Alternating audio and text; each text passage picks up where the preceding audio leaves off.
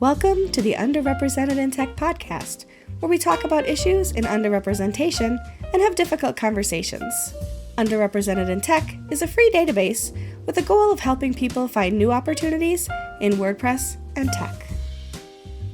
Good morning, good afternoon, good evening. Hello, Samah. How are you? I'm good. Hello, Michelle. How are you? How was your long weekend? As long as you get a long weekend, it's wonderful. But even then, it feels too short. Like, oh, one more day, please. I feel like Oliver and Oliver Twist. Please, sir, could I have some more?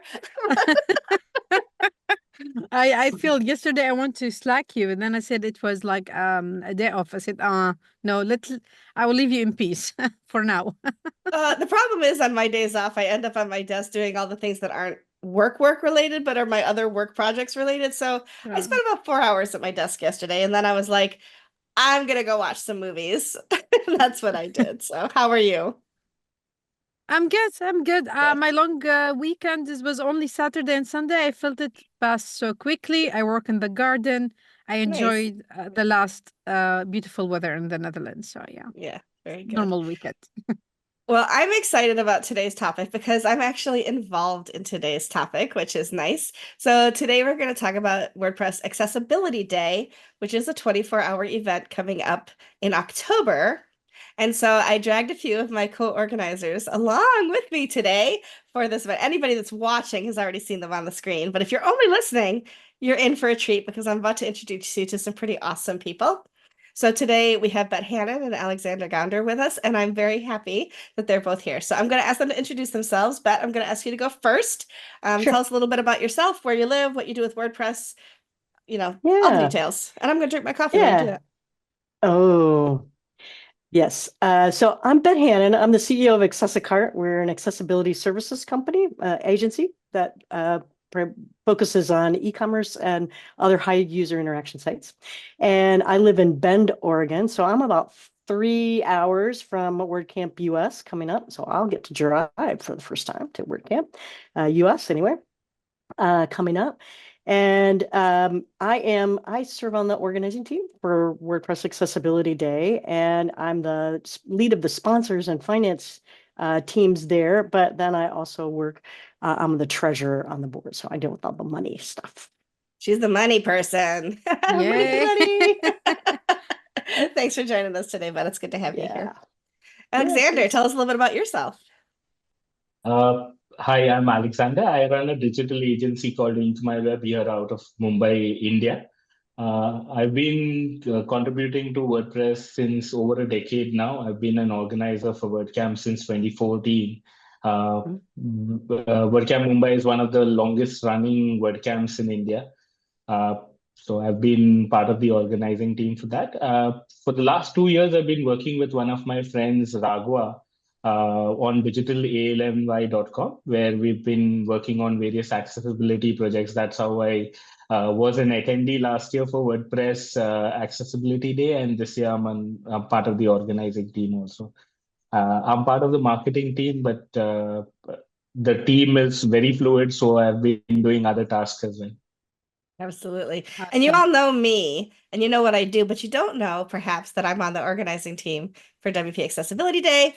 On the marketing team, I'm the lead this year for marketing and get to work with wonderful people that you see on the screen and all the rest of the team that you can find on our website too. But I'm going to turn it over to Samah so she can interview all of us. First, I feel lame. Next year, I'm gonna be organizer. I'm gonna join as organizer because I'm Yay! the only one here is not, and I feel like, oh no, next year I have to be in the team. Yeah. I would love to know how did the idea for WordPress Accessibility Day originate, and what motivate to start this amazing 24 hours event? And not a lot of events in WordPress go for 24 hours. So what's really important to make it a 24 hours, and what people expect to learn during this 24 hours of event? That was a lot of questions. Yes. That is a lot of questions. Bet, I think you've been with us the longest. You want to tell us about the origin? Yeah, so in 2020, Joe Dolson who has long served on the Make WordPress accessibility team, had really got this idea to try and put together a 24-hour event. And part of the goal was really to there are events where you can learn more about accessibility, but a lot of times they're expensive. You have to pay for them. And then also a lot of times they're not in your time zone. And so that's where this idea of a 24-hour event came up, that you could find something in your time zone all across WordPress, just sort of reflecting that commitment in WordPress to, really trying to meet people where they are and make that. And so Joe had the first event, and he pretty much single-handedly organized that one. And then things fell apart, of course, during COVID that first year. And then 2022 was the first time that we kind of came back to try and do, again, another event that was all virtual.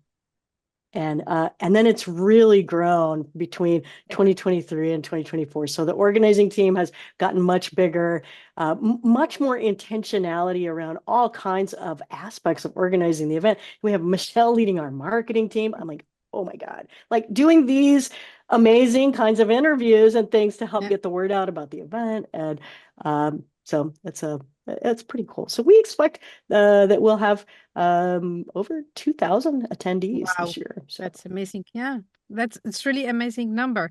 And why do you, as organizers, I think I would love to hear from all of you, choose to put so much time and energy into an event like this?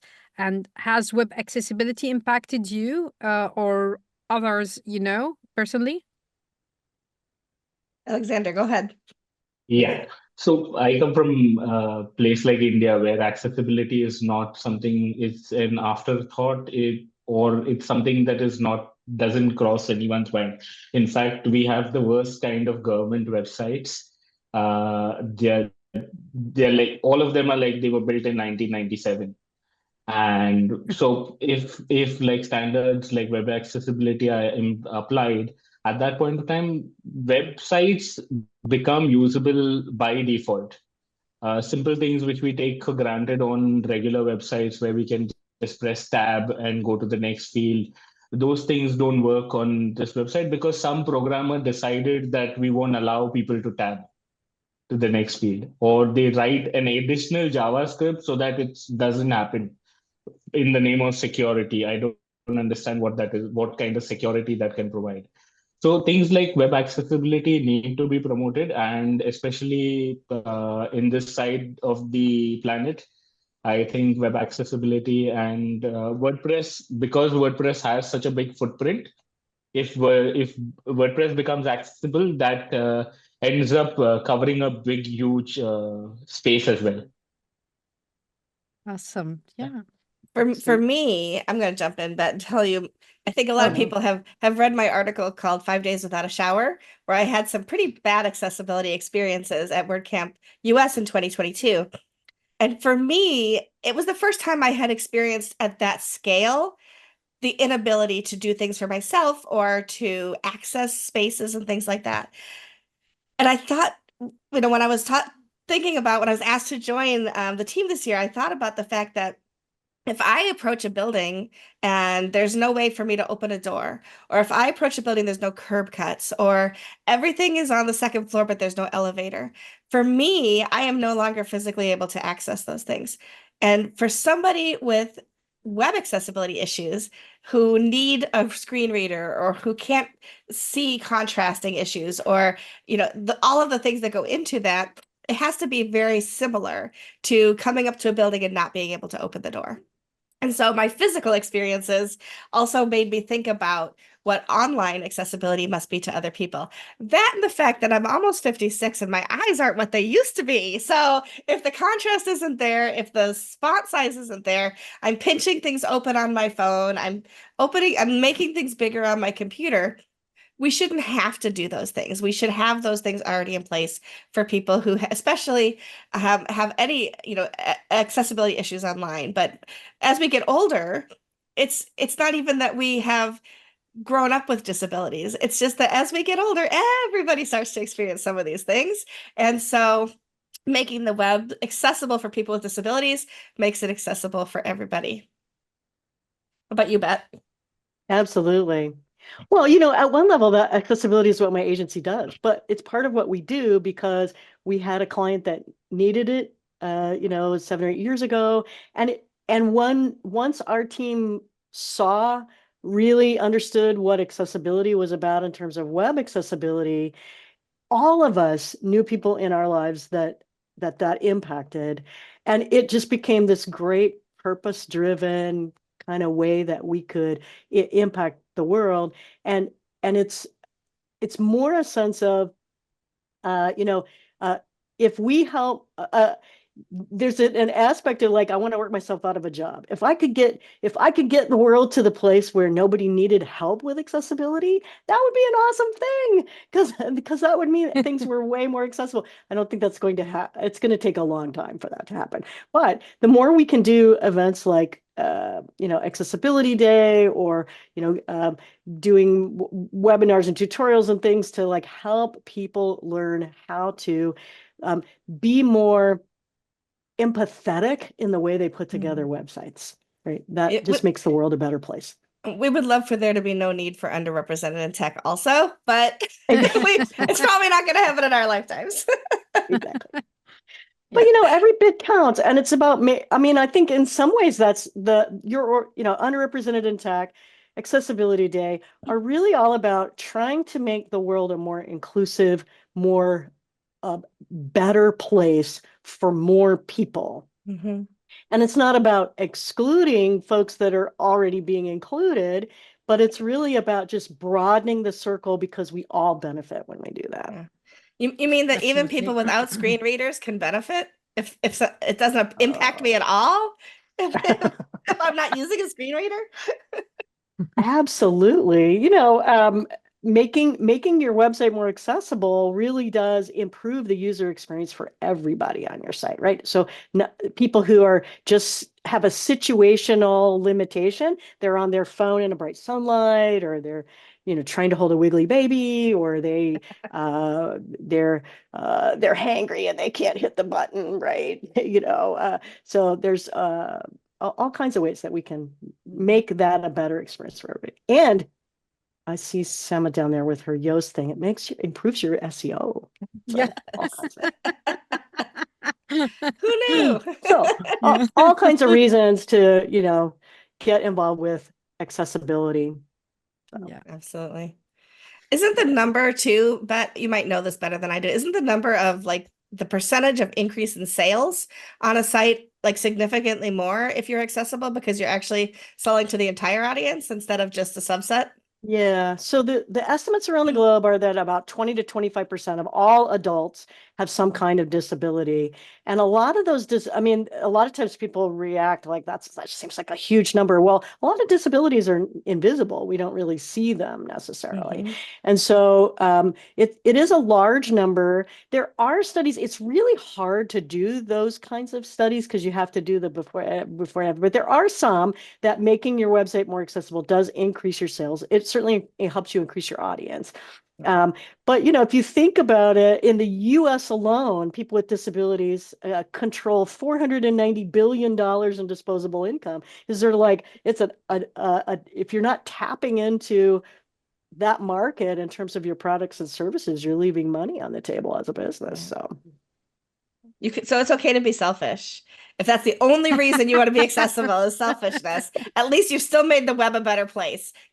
We're missing the empathy part there, but at least it doesn't have to be only altruism. I mean, I think that is, I think it makes you better at improving accessibility if you can have some empathy to kind of then think about how a particular person with a particular disability might experience this feature of your site when you start to get into the weeds of looking at accessibility. But you know, it really is a business driven, you know, can be for a lot of folks, right? They're going to improve their, you know, broaden their audience, improve their sales, but also they're going to comply with the law. And so we do a lot of that. So in the US, there's the Americans with Disabilities Act. A lot of lawsuits are brought under that. And then in the EU, we have the European Accessibility Act that will start enforcement in June next year. And so that's, Oh. also that impacts not just EU businesses, but anybody who sells into the EU, anybody who has EU customers. And so, yeah, it can be. I mean, I get used to a lot of times talking to folks and convincing them it's a good business decision. Absolutely. It's It's kind of, yeah. Go ahead, Yeah, it's a Alexander. good business practice from us developers as well. Like a simple example, an Indian developer would earn almost 2 times more doing accessible websites than regular websites. Wow. Yeah. The kind of payout that we've been seeing for our accessibility projects is almost 2x of what we get for our normal projects. Well, Yeah. yeah. I have another question. I know, or we can see that you pay for your speakers, and Pitt, I know since you're the finance person in the World Accessibility Day, Yeah. and of course we know there has to be more expense for something this big, 24 hours event, a lot of speakers, a lot of sessions. How does WordPress Accessibility Day sustain itself financially? And is it enough for what sponsors are paying, are covering? Is it enough to cover everything for the speakers and all of the other expenses? Mhm. Yeah, so Accessibility Day is kind of unusual for a WordPress event in that we do pay our speakers a stipend. But there are a lot of other expenses, as you're right, because the event is live captioned. So we're providing high quality captions for people with hearing disabilities.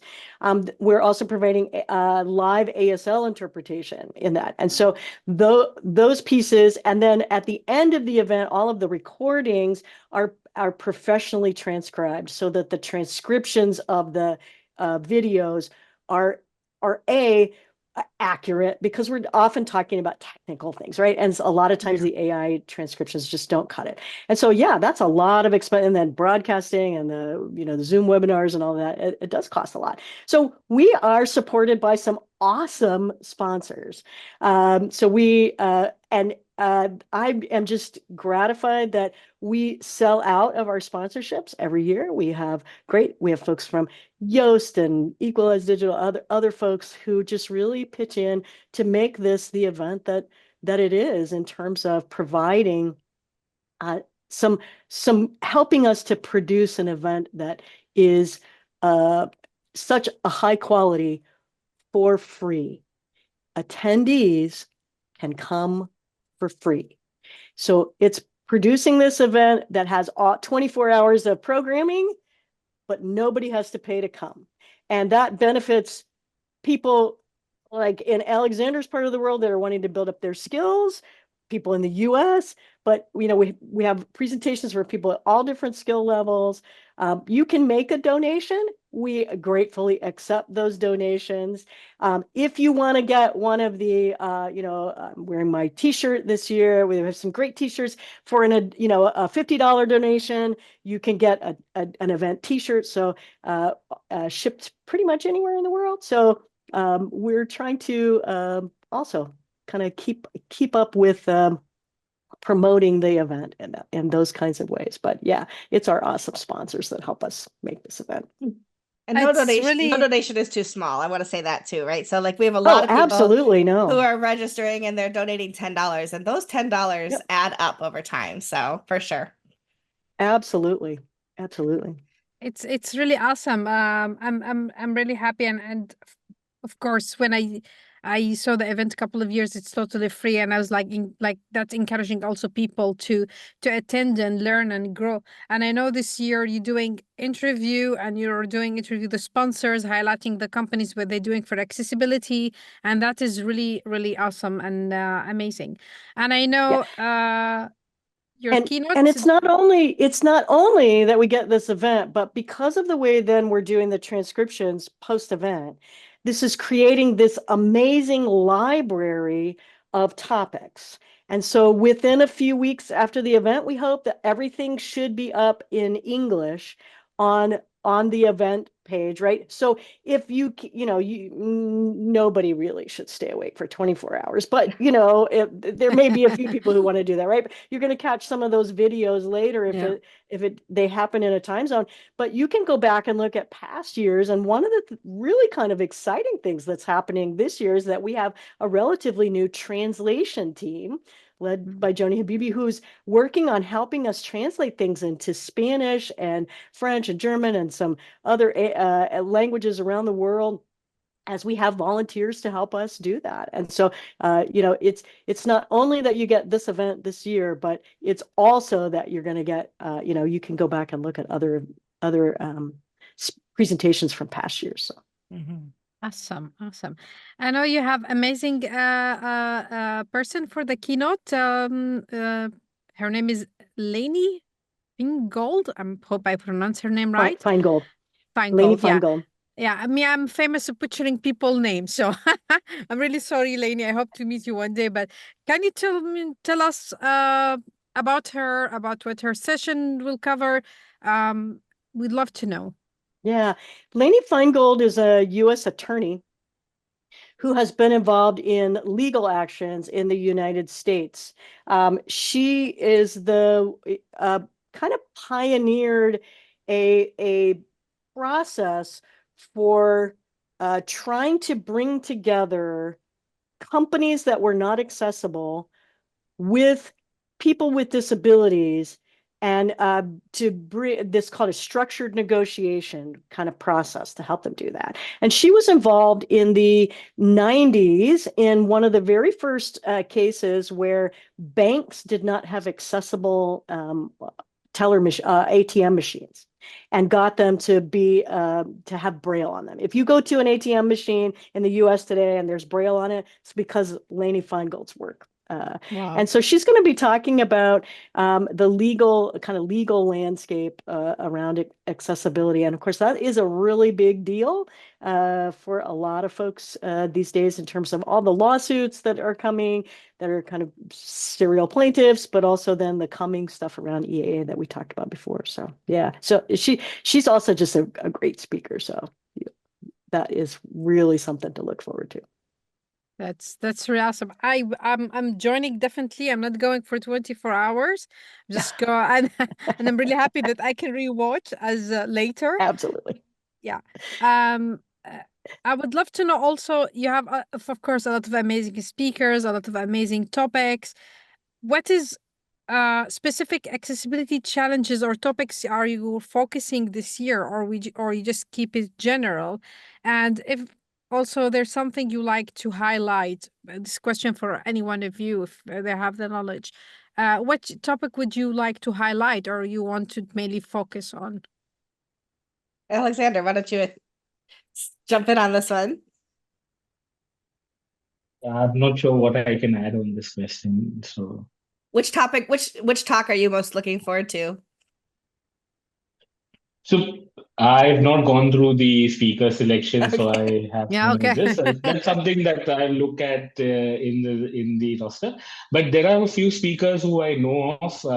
I recently attended one of the IAP meetups here in Mumbai, and we had it was held at this company called Barrier Break, which is a popular accessibility company based out of Mumbai. And there are people who I met at the meetup who are speakers. So definitely, even in fact, the speaker who I attended, whose talk I attended last year, Rashmi, ended up meeting her at the meetup here physically. So that's something I'm looking forward to. Yeah. I am looking forward to. I'm looking forward to them all. I don't want to necessarily pick people out, but there's one speaker, Alice Oru from Italy, who's doing practical text accessibility tips for content creators. And I was like, her pitch starts with, you wouldn't think that text has any accessibility needs, and yet there are. And she also talks about inclusivity with language, which is something that the Yoast plugin does as well, has an inclusivity part that you can toggle on and off, and everybody should leave on, by the way. But that helps us navigate things like, inclusive language. Instead of saying boys and girls, we can say children, or we can say students, things like that. Or instead of, ladies and gentlemen, we could use more inclusive terms that cover all of the, the gender terminologies, and I don't even know how to say it right, but all the gender spectrum, I should say, that's the word I was looking for. There we go. And so, so I'm really looking forward. She's one of the first three or four speakers. So I'll be awake. She'll also be good. But I'm looking forward to hers. I'm also obviously looking forward to hearing Lainey talk as well. Yeah. Yeah. For me, Lainey, the talk from Lainey is going to be the big one. So I'm gonna attend the talk. I don't care if I have to wake up or stop working or do anything. That's something to skip some stuff for. Yeah. And Bet gets to introduce her, which is even more exciting. I do. Wow. I do. We've rotated around. So I'm on the, as the treasurer, I'm on the board, and we've kind of rotated around, and it's come up to be my turn to do kind of the opening remarks and introduce Lainey. So yeah, I'm excited about that. I would be too. What would you like to say to everyone is like listening to us? I don't know, also watching us on YouTube about WordPress Accessibility Day. If there's something I didn't ask or there's some information would you like to share?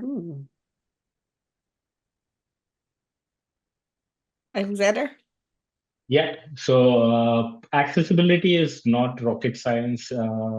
It's not something, it's just that like how we would do HTML and CSS, a lot of programmers here in India feel that HTML and CSS is something that they shouldn't be doing and the front-end developer should be handling separately.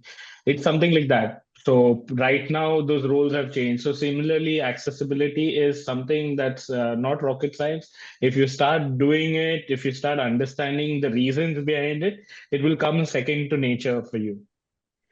Yeah. Absolutely. So when I started doing mending projects for WordPress accessibility, at that point of time, it's only once or twice that I was guided, okay, we need to do this and why we need to do this. And then slowly I was able to take those calls myself. Wow. So it took me all of like 3 days to read up on accessibility before we got started. Yeah. And I'm a very slow reader. Yeah. That's exactly it. Just get started, right? You just get started. Yeah.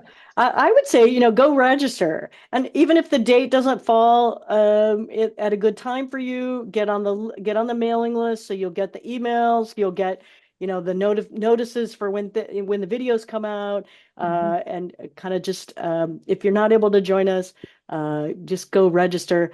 Do know that some of the sponsors have provided digital swag, so there are some pretty cool things that just like swag at an in-person event. So kind of cool. But check that out.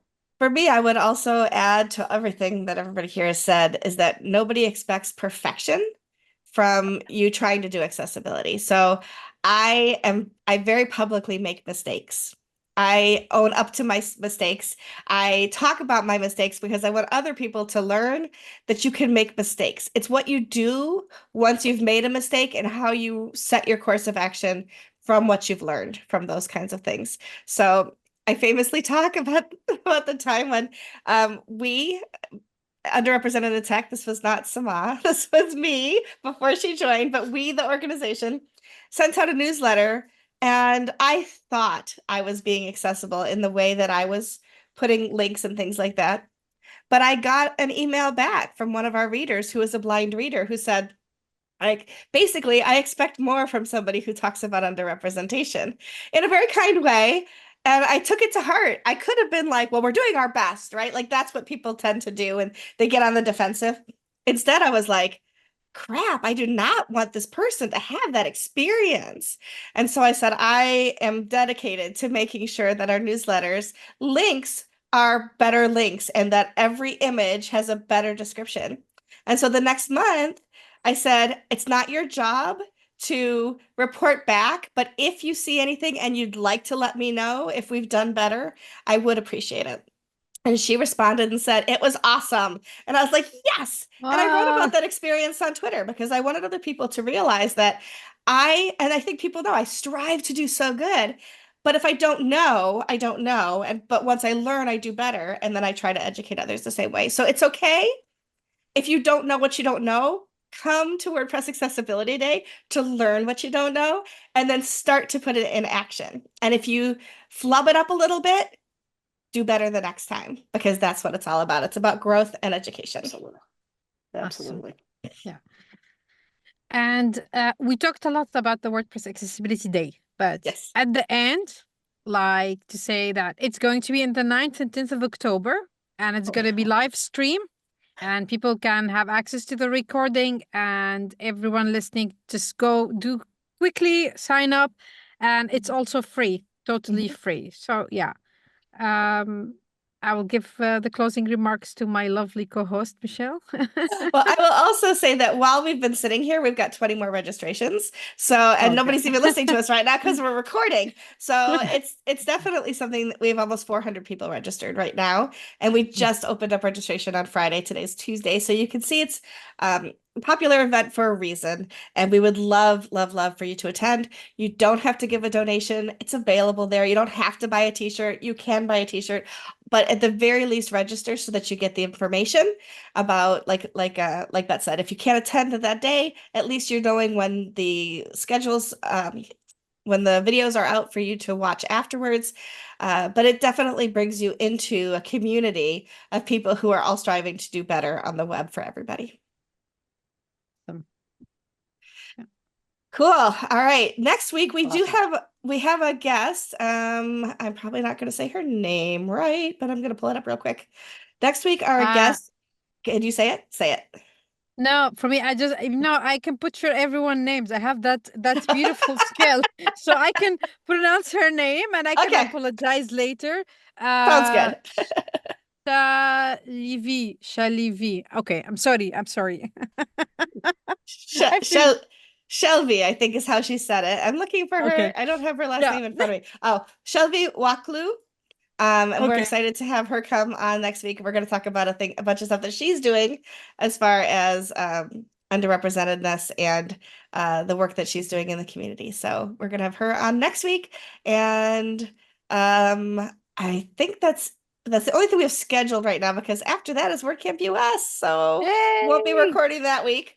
And then after that, we'll see. But if you have topics you'd like us to discuss, if you notice things that could use a little boost in our community, in the tech community, and things that need to be brought to the surface, that's what we do. We get into the hard hitting stuff. Sometimes we talk about things that aren't comfortable. Sometimes we're able to celebrate things that are, but we don't pull any punches here. Beth's nodding. She's like, she's heard some episodes. She knows we go for the jugular sometimes because accessibility, inclusivity, diversity, belonging, all the things that make the world a little more equitable. Those are the things that we are striving for every day at Underrepresented in Tech. So Beth, Alexander, thank you so much for joining us today. Really appreciate you. I don't think we really talked at the very beginning. It's like very early in the morning for Beth. It's very late in the evening for Alexander. It's mid-morning for me, and it's mid-afternoon for Samah. So we're literally spanning the globe as we record this right now. And I really appreciate both of you taking some time to be with us today. Thank you. Great. Thanks for having me. Thank you for having me. Absolutely. Samah, always good to see you. I will see you soon. And to everybody else, we'll see you next time on Underrepresented in Tech. Thanks. Okay. Bye-bye. Bye. Bye-bye. If you're interested in using our database, joining us as a guest for an episode, or just want to say hi, go to underrepresentedintech.com. See you next week.